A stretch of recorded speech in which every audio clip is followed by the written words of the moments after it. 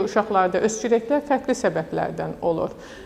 Məsələn, burun axıntısı öskürəyi, boğaz öskürəkləri, bronx öskürəkləri, ağciyər mənşəli öskürəklər və burada hər bir öskürəklərdə də müalicə fərqlidir. Bir həkim kimi, əgər mən öskürəyin xarakterini bilmədən hər hansı bir dərmanı məsləhət bilirəmsə, o dərmanın uşaqlara əlavə təsirləri də ola bilər və uşaqda, yəni prosesi dəqiq bilmədiyimiz üçün valideyn arxain olur ki, hə, mən uşağıma dərman verirəm, amma uşaq getdikcə vəziyyəti ağırlaşa bilər.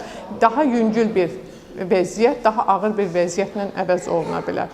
Ona görə də sizdən tövsiyəm, əgər uşağınız öskürürsə, telefon vasitəsilə yox, yəni həkimə yaxınlıqda ki, bir həkiminizə müraciət edib dərman ona uyğun, öskürənin xarakterinə uyğun olaraq dərman müalicəsi olunsun.